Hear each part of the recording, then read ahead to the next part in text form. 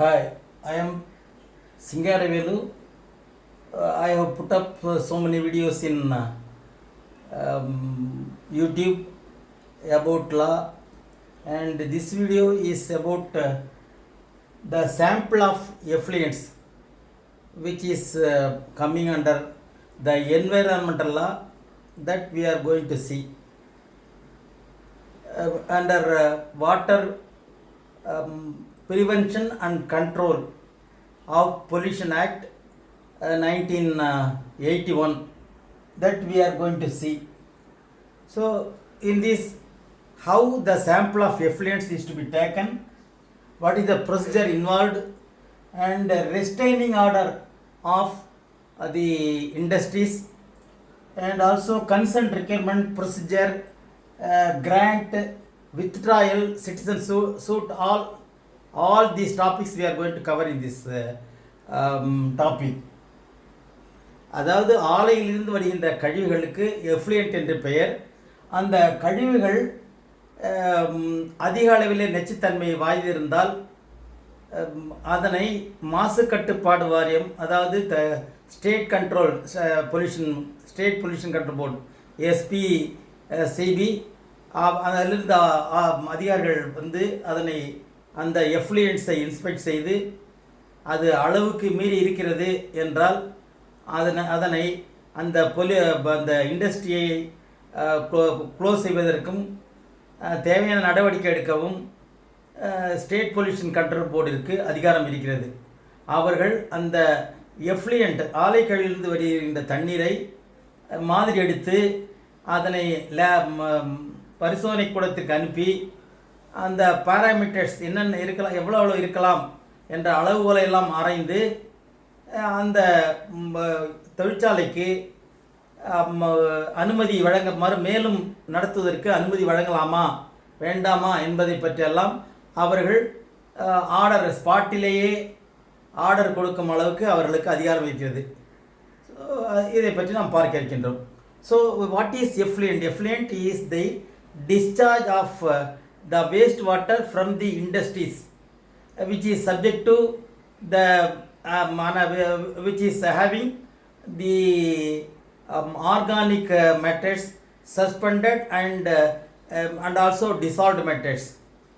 So that is called effluents. Effluent is the water discharged from the industries which contains organic and inorganic impurities which is harmful to health.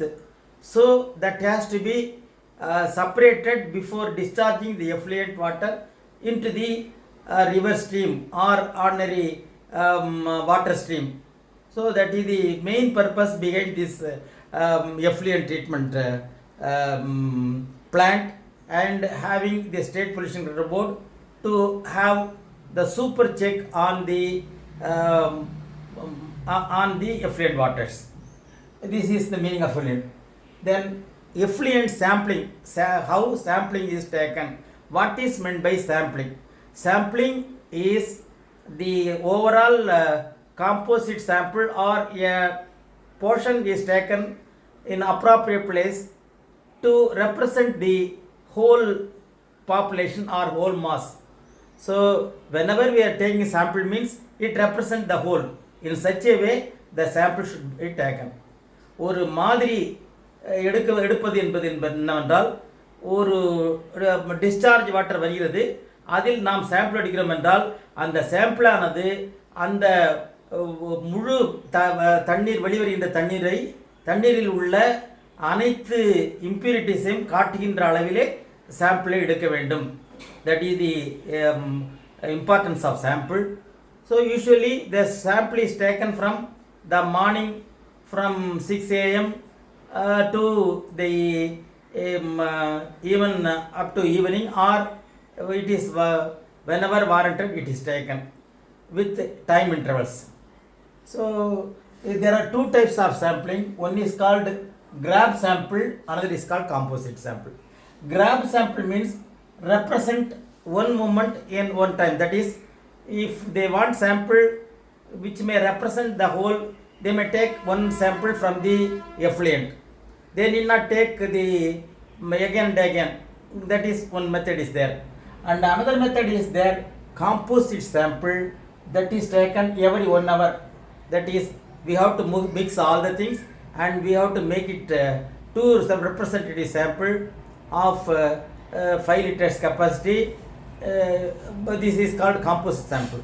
So in any way, according to the decision of the authorities, state pollution control board authorities, the sample may be taken in the presence of the occupier.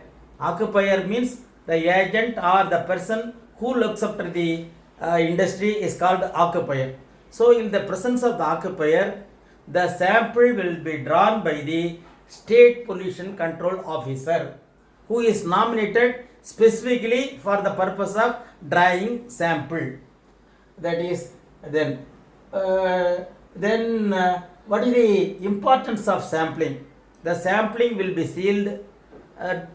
In duplicate they will take, and one sample, the sample will be closed sealed and signed by both the occupier and the officer, and the one sample will be sent to the laboratory, which is a recognized lab,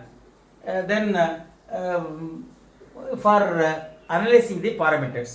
Sample 5 litre சாம்பிளை எடுத்து 2 சாம்பிளை எடுத்து அதனை seal செய்து அதனை ஒன்றை லேபுக்கு அனுப்புவார்கள், இன்னொன்று வேண்டும் பொழுது உபயோகப்படுத்திக் கொள்வார்கள். இந்த சாம்பிள் ஸ்லிப்பிலே 2 பேரும், அதாவது occupier of the industry or அல்லது agent of the industry and another person the state control pollution officer who is drawing sample, இருவரும் கையெழுத்திட்டு அதனை அனுப்புவார்கள். என்னென்ன பாராமீட்டர் முக்கியமான, what are the important parameters for the sewage? Usually the sewage has to be treated in plants, that is primary treatment, secondary treatment, tertiary. 3 treatments are there, and in each and every level after treatment, the stream, the water will be let it to the ordinary stream, because if it conforms to the standard which is fixed by the that is meant for water. Now we will see to one by one to measure why sample is taken, to measure critical purity such as bioburdens, sterility and endotoxin. For these parameters they will send the sample. எடுத்துக்கொள்ள இருக்கின்ற சாம்பிளிலே என்னென்ன இருக்கும் என்றால் பயோபர்டன்ஸ், நிறைய கிருமிகள், அதாவது பாக்டீரியாக்கள் இருக்கலாம், அல்லது ஸ்டெரிலிட்டி, அதோடைய சுத்தத்தன்மைக்காகவும், அதோட டாக்ஸின், சில ரசாயன பொருட்கள் கலந்து அதனை விஷத்தன்மை உண்டாக்குவதாகலாம், குரோமியம், நிக்கல் போன்றவை கலந்து விஷத்தன்மை உள்ளதாக இருக்கும். என்றால் ஒரு தொழிற்சாலை, ஒரு பெயிண்ட் இண்டஸ்ட்ரியாக இருக்கலாம், குரோமியத்தை யூஸ் பண்ணலாம், இல்லை ஈயத்தை யூஸ் பண்ணலாம். அவ்வாறு பயன்படுத்துகின்ற தொழிற்சாலைகளிலிருந்து வருகின்ற கழிவுநீர் அந்த ஈயம், மெர்க்குரி, ஆர்சனிக் போன்றவையெல்லாம் இருக்கும். அவற்றை ஆராய்வது தான் இதனுடைய முக்கிய நோக்கம். தென் தி another important thing, COD, chemical oxygen demand. அதாவது ஒரு ஆக்சிஜன் அளவு எவ்வளோ இருக்கிறது என்று பார்ப்பார்கள். அது கெமிக்கலை ஆக்சிடேஷன் செய்வது, கெமிக்கல் பொருட்களை, அதில் உள்ள ரசாயன பொருட்களை ஆக்சிகரணம் செய்கிறது. ஸோ அதனை பாய்சனிலிருந்து விடுபடுவதற்காக ஆக்சிஜன் ஏற்றம் செய்வார்கள். அதற்கு ஆக்சிஜன் எவ்வளவு தேவைப்படுகிறது, அது அந்த அளவு இருக்கிறதா. So they will see chemical oxygen demand and also biological oxygen demand. That is, there will be lot of germs will be there, and it will respire. For that the oxygen is required. That is called biological oxygen demand. That also they will see. Apart from that they will see certain parameters like pH. pH means hydrogen ion concentration. If hydrogen ion concentration is 7, it is neutral. If hydrogen ion concentration is less than 7, then it is acidic. If more than 7, it is alkaline. So they will see with reference to pH whether it is acidic, alkaline or neutral. that is pH, the standard level is 6.9, that is almost neutral, whether it is not acidic nor alkaline. So that is 6.9, and total dissolved solids, that is 1500 milligram per liter. In a liter, it should not exceed more than 1500 milligrams. Then chloride, it may be sodium chloride, potassium chloride, like that. So it should not be exceed 250 mg per liter, and sulfate 400 mg per liter, and the nitrate 45, cyanide, which is highly poisonous, 0.2 mg per liter, and then fluoride, that is 0.05, then chromium 0.05, fluoride 0.05, chromium 0.05, then lead 0.05, and arsenic also 0.05. So on these parameters, in lab they will analyze the water sample, and whether it conforms to standard or not, it will be declared, and the lab report will be sent. So if it is more than this, naturally the stream, the water let out into the stream will not be allowed, and what is the further course of action, we'll see. So then now we are going to see about the restraint order. Restraint order means the court will, the State Pollution Control Board will ask the industries to stop the plant, that is restraint order, if it contains, if the water let out, if they let into the effluent is containing, after treatment if it contains more than 1,000 times of E. coli of its permitted limit, then it will give restraint order. That is, the Escherichia coli, E. coli should not be more than the permitted limit of 1,000 times more than the permitted limit. If it is more than the limit, then naturally the restraint order will be given. Then power to withdraw, refuse or withdraw consent for the establishment of an industry also lies with Pollution Control Board. If they flout the norms, if the water let into this effluent is containing more than the permitted limit of the pollutant, that is section 27 of Water Act 1974 specifically states that the power to refuse or withdraw consent, if the State Pollution Control Board have power to withdraw the consent given to run the industry, or to refuse or withdraw the consent. They will withdraw the consent or refuse to give permission to run the industry according to as per the section 27. And as per the section 21 of Water Act, sample can be drawn by the State Pollution Control Officer, who is nominated for that purpose, and in the presence of the occupier of an industry or an agent of industry.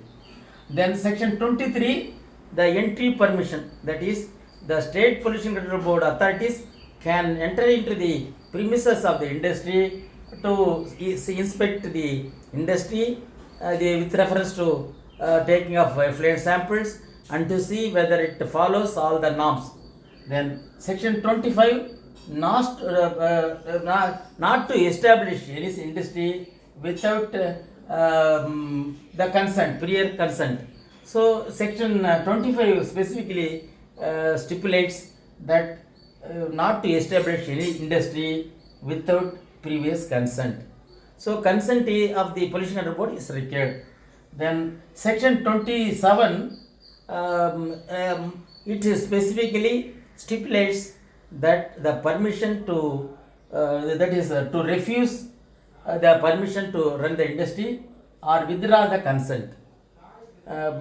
Then section 33, power to make an application in court to restrain a person who causes pollution.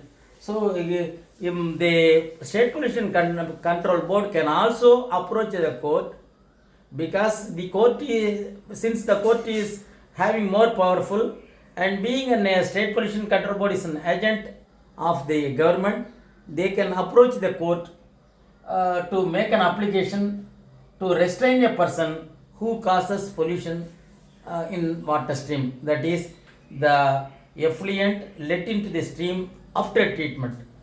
Then the MC Mehta versus Union of India, All India Report 1988, Supreme Court 1037. In this case, in Tanner Industries, it has been stated by the Tanner Industries that the economic is the concern of the people who run the industry. But it was not allowed. Economic concern is not the criteria. Under any cost, it should be they treated before let into the water stream. It has been decided in Mehta versus Union of India, All India Report 1988, Supreme Court page number 1037. And then section 33A, power to stop, even the authorities, state control, pollution control board authorities have the power to stop the electric supply instantly under section 33A. So this is with regard to the sample effluents, procedure, restraint order, consent requirement, and grant refusal, withdrawal of consent. And the last but not the least, the citizen suit provision. So whenever the industry, when they are not following the norms, even the citizen as a public, one can go to the court and they can have the provision of they can file a suit or file a writ regarding the pollution. For that the provision is there. They can go for public interest litigation. Public interest litigation, by paying 50, the litigation can be raised with the particular concerned industry, and the green even it can be taken up by the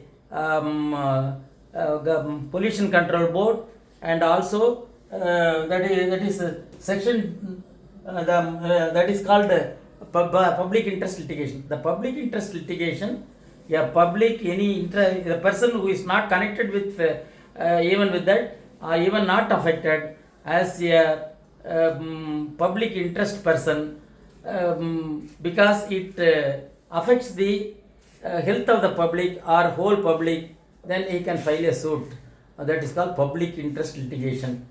For that he has to pay 50 rupees. By paying that, they can go for public interest litigation. This is with regard to the citizen suit provision. ஒரு பொதுநல வழக்கு தொடரலாம். இது பொதுநல வழக்கு தொடர்வதற்கு ஒரு நாம் நேரடியாக கோர்ட்டை அணுகி ஒரு ரிட் ஃபைல் செய்யலாம்.